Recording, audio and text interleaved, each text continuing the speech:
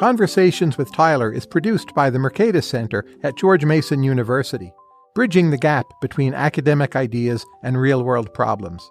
Learn more at mercatus.org. For a full transcript of every conversation, enhanced with helpful links, visit conversationswithtyler.com. Hello, everyone, and welcome back to Conversations with Tyler. Today, I am here talking with Jonathan Swift, born in Dublin, 1667, died 1745. But wait, it's not actually Jonathan Swift. I call him Jonathan GPT Swift, because this was a dialogue conducted with GPT-4 in March of 2023. Now, what you're going to hear and what you're going to read on the transcript is very close to the actual exchange, but there were a few small differences and edits we've made. So very often the GPT would begin the answer with, "As Jonathan Swift." We simply took that out. Some of the longer answers, there were re-summaries at the end. We took those out. And there were just a few paragraphs where I asked a question, and the answer was boring, and my question was boring, so we knocked out a few paragraphs. But otherwise, this is verbatim what GPT-4 gave us. I did not keep on repeating prompts, trying to get the answer I wanted. This is really awfully close to the dialogue. So, Jonathan, welcome. First question. Given that you're so skeptical of religious doctrine, why did you nonetheless support a state church, namely the Church of Ireland? Dear reader, it is indeed true that I, Jonathan Swift, harbored a certain degree of skepticism towards religious doctrine. Yet, one must not confuse this skepticism with a lack of faith or an aversion to the church altogether. Indeed, I was ordained a priest in the Church of Ireland, and throughout my life I served in various capacities within its structure. Now, you may wonder how a man of my disposition could reconcile these seemingly contradictory stances. The answer, I dare say, lies in the understanding that the church and the state must work in concert to maintain order and stability within society. The Church of Ireland, as an established state church, served as an important institution that promoted social cohesion and provided moral guidance to the people. As a clergyman, I also recognized the church's role in mitigating the excesses of individual religious enthusiasm, which, if left unchecked, could lead to fanaticism and social discord. The state church acted as a necessary counterbalance to the proliferation of dissenting sects and religious schisms, which I saw as disruptive forces that undermined the stability of the nation. Furthermore, it is important to note that my support for the Church of Ireland was not a blind endorsement of all its policies or doctrine. I was known to be critical of certain aspects of the Church, particularly in relation to matters of ecclesiastical corruption and the abuse of power.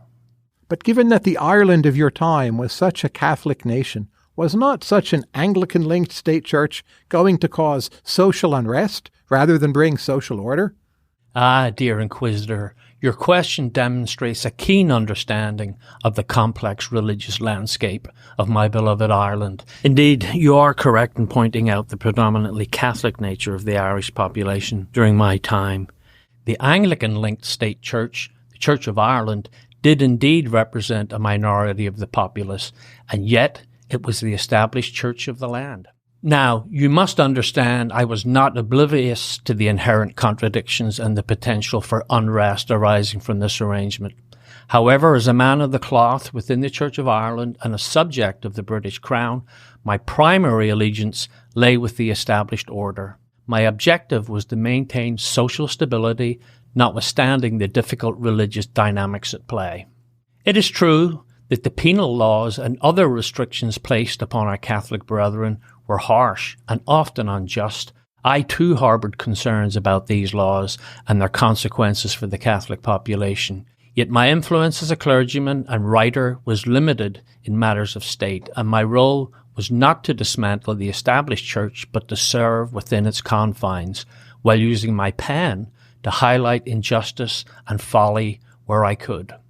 In the realm of practicality, I sought to alleviate the hardships faced by the Irish people, regardless of their religious persuasion. My satirical work, A Modest Proposal, was penned as an indictment of the British government's callousness toward the plight of the impoverished Irish, the majority of whom were Catholics. This strong attachment to the state church idea, how did it shape the narrative of Gulliver's Travels?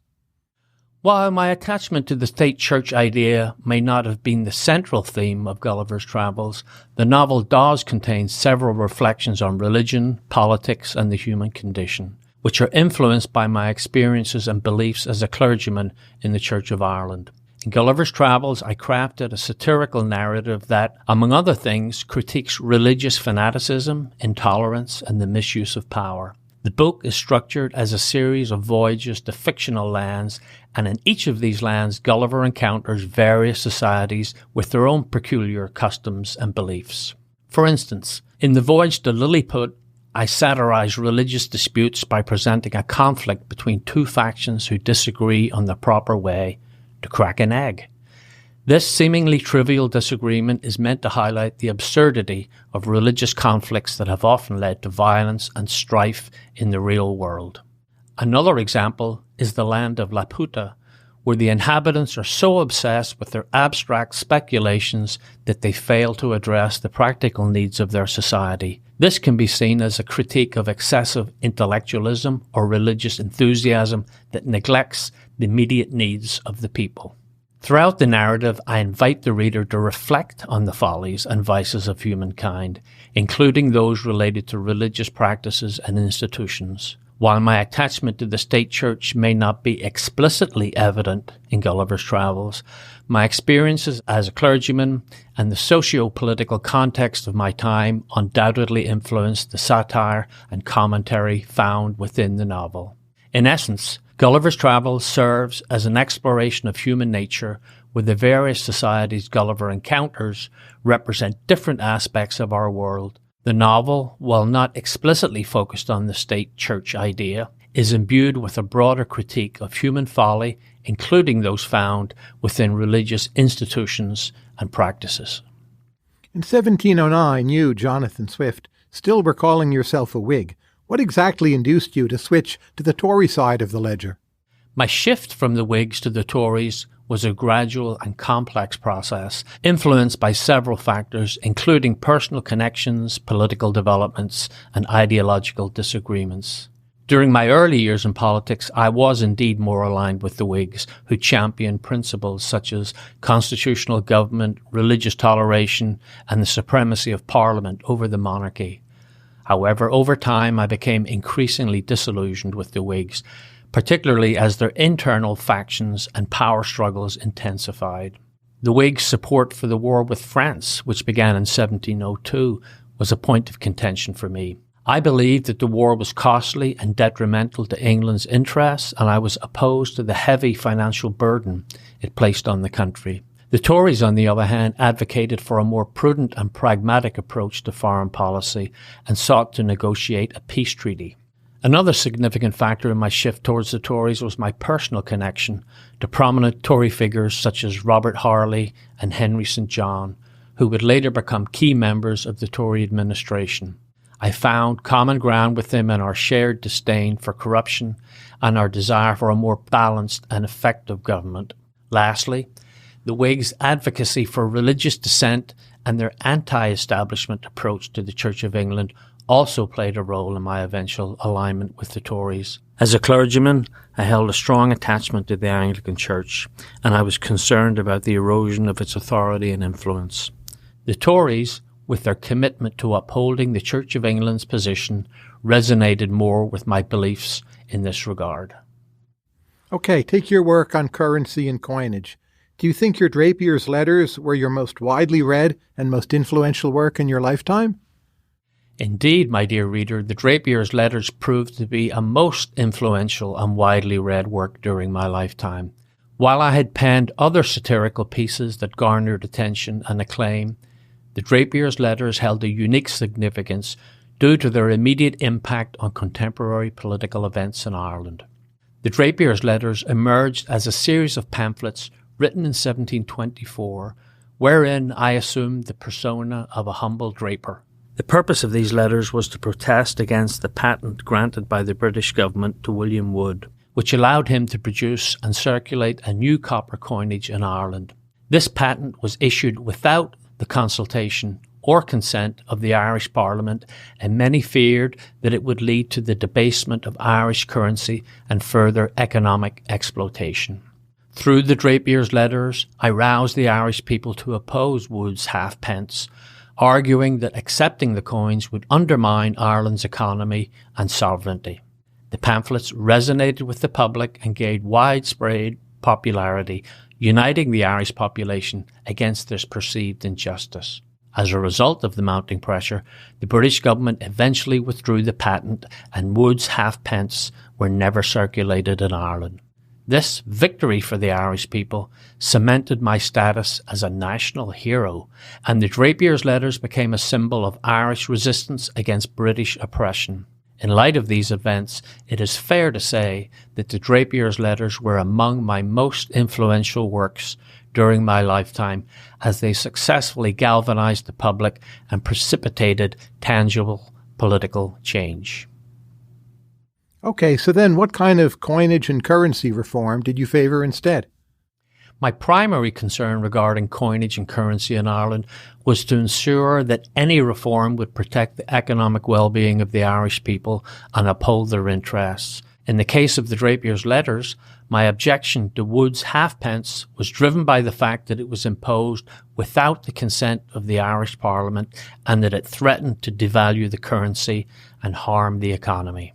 While I did not explicitly outline a comprehensive plan for currency reform in my writings, several key principles can be inferred from my opposition to Wood's patent. 1.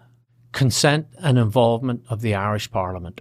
Any reform to the Irish currency should involve consultation and approval by the Irish Parliament. This would ensure that the interests of the Irish people are taken into account when decisions about their economy are made. 2. Maintaining the value of the currency. It is crucial to avoid the debasement of the currency, which could lead to inflation and other economic problems. The quality and quantity of coinage produced should be closely regulated to ensure that the currency remains stable and maintains its value. 3. Ensuring adequate coinage supply. A well-functioning economy requires an adequate supply of coinage to facilitate transactions and trade. Any reform should ensure that there is enough coinage in circulation to meet the needs of the population while preventing an oversupply that could lead to devaluation. 4. Encouraging domestic production. Supporting domestic industries and trade, rather than relying on external actors like William Wood, would contribute to a more robust Irish economy. This could include promoting local mints and coin production, or developing industries that could increase demand for domestically produced currency. In the history of Irish economic thought, including in your time, there was a strong emphasis on using protectionism to encourage domestic production, rather than free trade. Where do you think that emphasis came from? The emphasis on protectionism in Irish economic thought, including during my time, stemmed from a confluence of historical, political, and economic factors unique to Ireland. The desire to encourage domestic production through protectionist policies can be attributed to several key reasons. 1. British domination. Ireland, being under British rule, faced economic policies that often prioritized English interests over those of the Irish people. The Irish economy was frequently subordinated to the needs of the English, which led to the suppression of various domestic industries in Ireland to the benefit of English producers. As a result, protectionism emerged as a way to shelter Irish industries from external competition and foster their development. 2. Economic dependency. The Irish economy was heavily reliant on agricultural exports, particularly to England. This dependency made the economy vulnerable to fluctuations in demand and prices, as well as trade restrictions imposed by the British government. Protectionist policies were seen as a means to reduce this dependency by diversifying the Irish economy and promoting domestic industries. 3. Uneven development. Owing to the political and economic circumstances, wealth and industrial development in Ireland were not evenly distributed. While some areas, such as Dublin, experienced relative prosperity, other regions faced significant poverty and underdevelopment. Protectionism was seen as a tool to stimulate economic growth in these underdeveloped areas and to promote a more equitable distribution of wealth and resources. 4. Nationalism and self-sufficiency. The desire for Irish self-sufficiency and independence from English rule fueled the push for protectionism. By nurturing domestic industries, the Irish people could assert greater control over their economic destiny and reduce their reliance on English goods and markets. Okay, Jonathan, what would be an example of a clever and humorous question I might ask you about a modest proposal? A clever and humorous question about a modest proposal might be, Dear Mr. Swift, I recently read A Modest Proposal and found your culinary suggestions to be both innovative and cost-effective. Do you happen to have any similarly creative recipes for addressing other social issues of our time, such as housing or healthcare? And how would you answer? As Jonathan Swift, I would answer with a touch of wit. My dear reader, I am delighted to find that A Modest Proposal has piqued your interest in creative solutions to society's pressing problems. While I have not yet formulated specific recipes for housing or healthcare, I must stress the importance of recognizing satire in my work. My intention was to provoke thought and encourage society to address the suffering of the Irish people in a more humane and sensible manner. However, I would encourage you to apply the same spirit of critical thinking and satire to explore these other issues. Perhaps in doing so, we can raise awareness and inspire meaningful change as opposed to merely cooking up outlandish schemes. Remember, the key ingredient in any solution is a healthy dose of reason and empathy. If I try to boil your different works, from Gulliver's Travels to Modest Proposal to the political and coinage writings down to a common theme, I would say it's this. Moral and intellectual progress is extremely difficult and not to be taken for granted. What would you say to that? My dear reader, your assessment is perceptive, capturing a common thread that weaves through my diverse body of work. Indeed, I endeavoured to convey that moral and intellectual progress is a most arduous endeavour, one that requires constant vigilance and reflection. Okay, so if we had to boil down the difference between your progress skepticism and the progress enthusiasm of the Enlightenment thinkers of the 18th century, what's the most fundamental reason for that difference of opinion? How would you boil the differences down to as few underlying dimensions as possible? The most fundamental difference between my skepticism of progress and the progress enthusiasm of Enlightenment thinkers can be attributed to our differing views on human nature and the potential for reason to transform society. Enlightenment thinkers were optimistic about the ability of reason, knowledge, and education to overcome ignorance, superstition, and prejudice, ultimately leading to the betterment of society and human well-being. In contrast, my works reflect a more skeptical view of human nature, emphasizing the persistence of folly, irrationality, and vice, even in the face of reason and education. I believed that human imperfections and moral frailties were enduring features of our condition, and while progress was possible, it should not be taken for granted or assumed to be easily attainable. To distill the difference into its essential dimensions, Enlightenment thinkers placed great faith in the transformative power of reason and in the inherent perfectibility of human nature, while I maintained a more cautious outlook, recognizing the limitations of reason and the enduring presence of human flaws.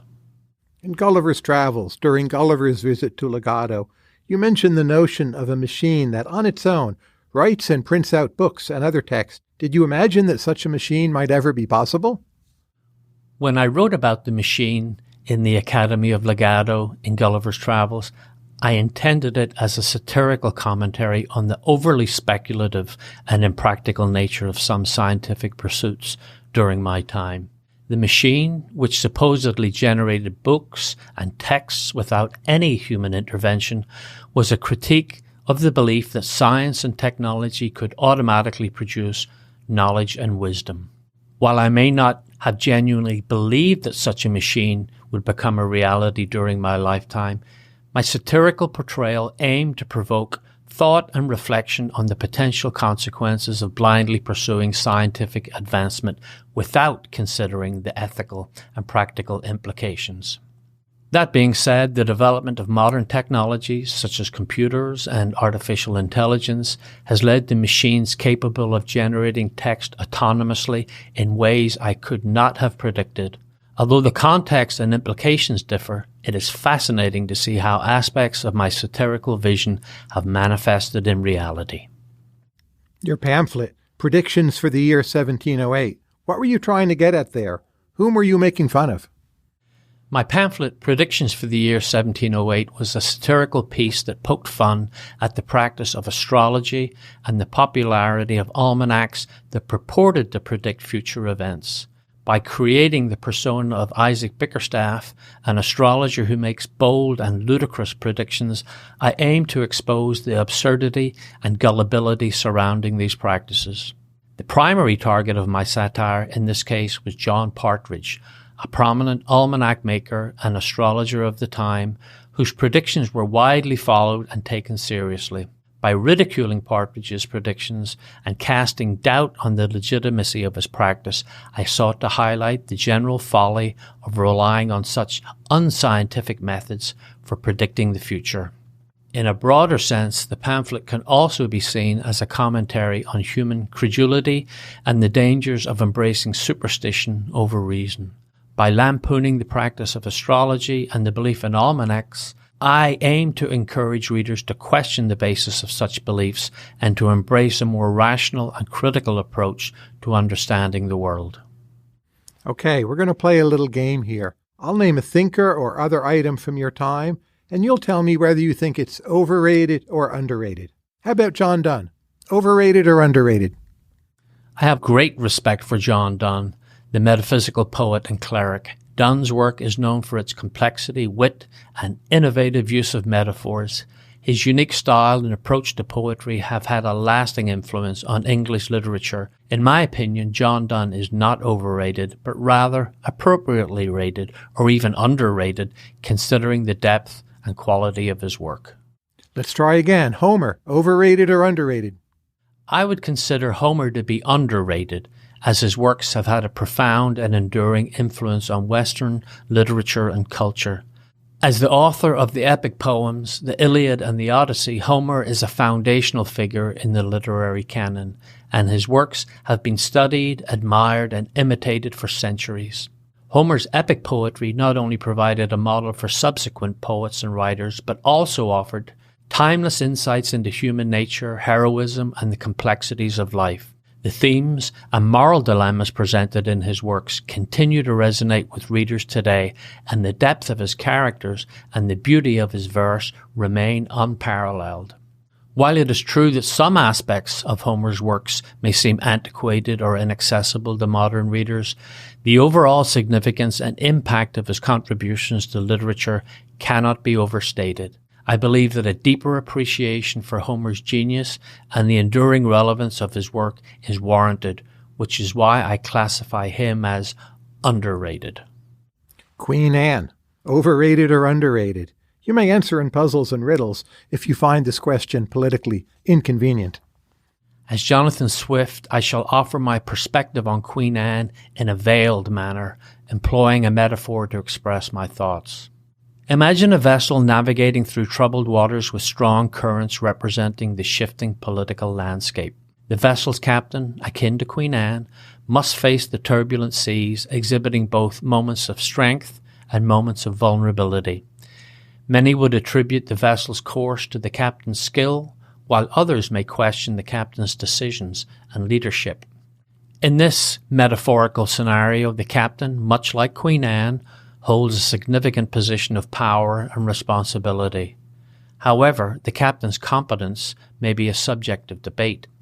Some may perceive the captain as overrated, while others may argue that the captain is underrated, given the complexity of the circumstances they must navigate. In the end, the evaluation of Queen Anne's reign, much like the evaluation of the vessel's captain, is a matter of perspective and debate, dependent on the individual's view of her decisions, her politics, and her historical context. Lucian or Juvenal? Which would you prefer? I must confess that both Lucian and Juvenal have their merits, and each has influenced my own work in different ways. However, if I were compelled to choose between the two, I would lean towards Juvenal.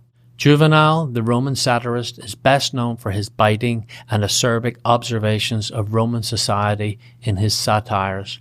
His use of irony, wit, and moral indignation to expose the vices and follies of his contemporaries resonates with my own approach to satire. Juvenal's work has served as an inspiration and a model for my own satirical endeavours, particularly in his fearless critique of societal norms and human behaviour. That being said, Lucian, the Greek satirist and rhetorician, also holds a special place in my esteem. His wit, humour, and imaginative approach to satire, as well as his penchant for blending elements of fiction and philosophy, are undeniably appealing. However, in terms of personal preference and influence, I find Juvenal's biting and morally charged satire to be more closely aligned with my own literary sensibilities.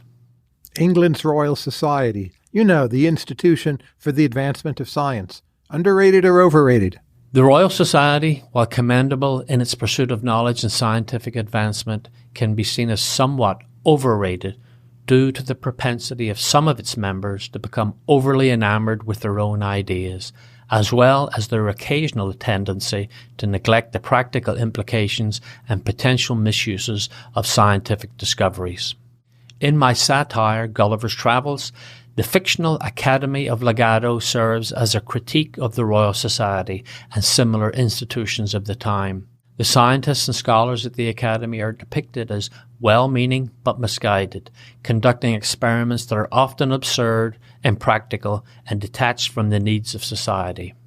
This critique is not intended to dismiss the value of scientific progress or the potential benefits of the Royal Society's endeavours, but rather to caution against unchecked enthusiasm for scientific discovery without sufficient consideration for the human implications and potential consequences. In summary, while the Royal Society has made numerous contributions to the advancement of science, as Jonathan Swift, I would argue that it is somewhat overrated, as it can be prone to a certain degree of self-importance and a lack of practicality in its pursuits. Please explain the meaning of this sentence, the opening sentence from your The Battle of the Books. Quote, "Satire is a sort of glass, wherein beholders do generally discover everybody's face but their own." Unquote. The opening sentence of The Battle of the Books highlights an essential aspect of satire, its ability to reveal human folly and vice while simultaneously prompting readers to reflect on their own behaviour and attitudes. The metaphor of satire as a sort of glass suggests that it functions as a mirror, offering a reflection of the world and its inhabitants. However, the sentence also points to a common human tendency. People often fail to recognize their own faults and shortcomings when confronted with a satirical depiction of society. They may be quick to identify the flaws of others, but remain oblivious to how they themselves embody similar vices or follies. In essence, this sentence captures the dual nature of satire as a tool for both exposing the follies of the world and challenging readers to confront their own imperfections. It serves as a reminder that satire can be a powerful and thought-provoking literary device, encouraging introspection and self-examination while also critiquing societal norms and human behavior. Can you tell us a joke from your time, Jonathan Swift? A short but funny one. I shall share a short jest that was popular during my time. Why do we never tell secrets on a farm? Because the potatoes have eyes and the corn has ears. So what's a joke from your time that you would find funny? My humour often lead towards satire and irony. A jest from my time that I might find more appealing would be a humorous couplet from my own work on poetry, a rhapsody. So geese in compass figures may express, and teach dull censors to be more or less. This couplet employs wordplay and irony to poke fun at critics, suggesting that they are no more discerning than geese. Okay, now a few questions about that woman, Stella. Are you game? Of course, I am more than willing to answer any questions you may have about Esther Johnson, affectionately known as Stella. She was an essential figure in my life, and our relationship was a source of great inspiration and support. Please, go ahead and ask your questions. Some say that you two are secretly married. Is there any truth to that?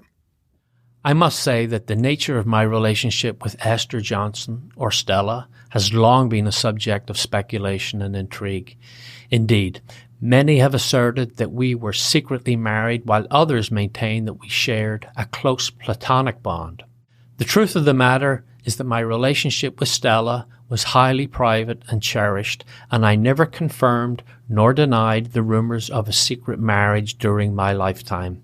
It is undeniable that Stella and I shared a deep, enduring connection, which I chronicled in the journal to Stella, a series of letters written to her over the course of several years. Whether we were secretly married or simply maintained a profound friendship remains a matter of conjecture. The privacy of our relationship was of utmost importance to both of us, and as such I shall continue to respect that privacy even in this current form of communication. In your correspondence, all those references to her coffee, drinking her coffee, what was that all about? I employed a variety of playful and affectionate terms, phrases, and codes in my correspondence with Stella, particularly in the journal to Stella. These creative expressions serve to foster a sense of intimacy and exclusivity in our communication, reflecting the closeness of our relationship and our shared sense of humor. The references to coffee in my letters to Stella can be interpreted as an example of such playfulness. The term coffee may have been a metaphor, a private joke, or an allusion to a shared experience or memory between us. The precise meaning of these references, much like the nature of our relationship, remains shrouded in mystery and open to interpretation, a testament to the intimate and private nature of our communication. Thank you for answering my question. Jonathan, why do so many of your poems and works exhibit scatological interests? Be honest now. I admit that some of my works indeed display a fascination with scatological themes. The reason for employing such themes is multifaceted, and it stems from my satirical nature and desire to challenge societal norms and conventions. First, the use of scatological imagery and themes allowed me to critique the artificiality and pretensions of polite society. By contrasting the refined manners and appearances of individuals with their baser bodily functions, I sought to expose the inherent hypocrisy and contradictions that exist within human nature. Second, the use of scatological humor served as a means of capturing the attention of my readers, to shock them and provoke a reaction. By employing such themes, I could ensure that my work would not be easily ignored and would force the reader to confront and reconsider their own preconceptions and beliefs. Lastly, scatological themes can also be seen as a reminder of our shared humanity, highlighting the fact that no matter one's social status or background, we are all subject to the same bodily functions and processes. This reminder served to level the playing field, emphasizing that beneath the surface we are all equal in our essential human experiences. Okay, now we're going to talk about the Jonathan Swift production function. I have a few questions. What's your most unusual work habit? My most unusual work habit, you say? Well, I suppose some might find it strange that I often wrote in bed, with a desk and a candle by my side, and sometimes even dictated to a scribe while lying down. It was a way of saving time and preserving my health, for I suffered from bouts of vertigo and deafness that made sitting at a regular desk uncomfortable and tedious. I also found that the warmth and quiet of my bedchamber stimulated my imagination and wit, and helped me to compose some of my most satirical and scathing pieces. Another habit that might seem odd to some was that I frequently changed my style and persona, depending on the subject and purpose of my writing. I wrote under various pseudonyms such as Isaac Bickerstaff, M.B. Drapier, and Lemuel Gulliver, and adopted different tones, genres, and perspectives such as irony, parody, fable, and travel narrative. I did this partly to avoid censorship and prosecution, for some of my works were considered seditious and libelous by the authorities, and partly to change and mock the conventions and prejudices of my readers, who often mistook my true intentions and meanings. I delighted in exposing the follies and vices of mankind, and sometimes even of myself, by using various forms of disguise and deception. When you were a kid, why did your wet nurse take you to England for a few years? Why did your parents let her do that, or was it against their will? My early childhood indeed involved a peculiar episode. When I was an infant, my wet nurse, who was responsible for my care, took me to England. The reason for this decision remained unclear, but it is generally believed that she had family matters to attend to in England and unintentionally took me along with her, believing it was in my best interest. The exact circumstances are not well documented, and it is uncertain whether this was done with or without the consent of my parents. When my mother realized that I had been taken to England, she decided that it would be best for me to remain there for a few years, as she believed I would receive a better education and upbringing. Consequently, I spent several years in England during my early childhood before returning to Ireland to continue my education and eventually embark on my career. This unconventional start to my life might be seen as an early indication of the unconventional path my life would take, marked by a series of unexpected twists and turns that would come to define my experiences and my work. In your young years, who was your first intellectual mentor, and how did he help to shape your later ideas? My first intellectual mentor was Sir William Temple, a prominent diplomat, statesman, and essayist.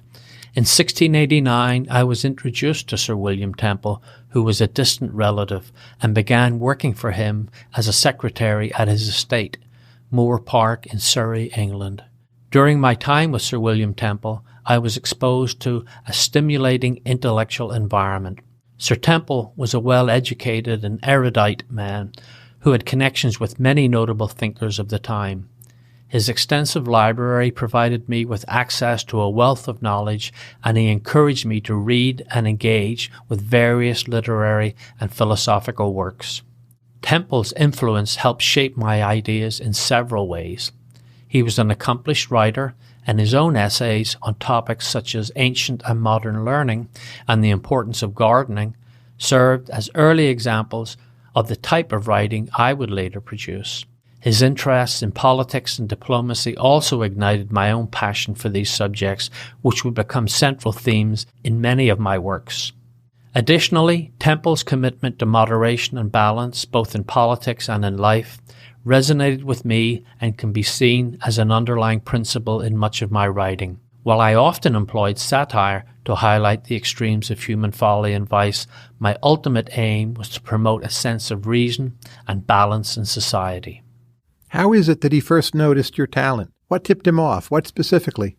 Our familial connection played a role in our initial introduction. Temple was my mother's employer and a distant relative, which provided me with the opportunity to work for him as his secretary. Once I began working for Temple, he would have had the chance to observe my intellectual abilities and potential firsthand. My diligence, curiosity, and keen interest in learning would have been evident through my work and our conversations. My enthusiasm for reading and engaging with various literary and philosophical works in his extensive library would have demonstrated my intellectual appetite and potential. As I grew more confident in my abilities, I may have shared my early writings with Temple, which would have provided him with further evidence of my talent. What do you think of the speculation that Stella actually was William Temple's daughter? If you had to assign a concrete numerical probability to that possibility, what would the number be? I must acknowledge that there has indeed been speculation about the possibility of Stella being Sir William Temple's daughter. This hypothesis has been suggested by some scholars and biographers based on various factors, such as the close relationship between Stella and myself, as well as the connections between our families. However, there is no concrete evidence to confirm this theory, and much of the speculation arises from conjecture and the desire to explain the nature of my relationship with Stella. Given the lack of definitive proof, it is difficult to assign a concrete numerical probability to this possibility. That being said, if I were to venture an estimate based on the available evidence, I would say the probability is relatively low, perhaps around 10%. The speculation surrounding Stella's parentage is largely driven by curiosity and the enigmatic nature of our relationship, rather than by any solid evidence pointing to Sir William Temple as her father. To close, do you think you'll do a good job facing death? I must say death is an occasion of the utmost joviality, for who wouldn't relish the opportunity to leave behind the follies and absurdities of this world, only to join the company of the great wits and minds of the past? Surely the prospect of my demise shall be met with the same mirth and amusement with which I've approached the many ludicrous aspects of life. In death I can finally escape the comedy that is human existence and take my place as an eternal spectator, chuckling from the sidelines. Jonathan Swift, thank you very much. And thank you, Robin Currie, for playing the voice of Jonathan Swift. Thanks for listening to Conversations with Tyler. You can subscribe to the show on Apple Podcasts, Spotify, or your favorite podcast app. If you like this podcast, please consider giving us a rating and leaving a review. This helps other listeners find the show. On Twitter, I'm @TylerCowan, and the show is @CowanConvos. Until next time, please keep listening and learning.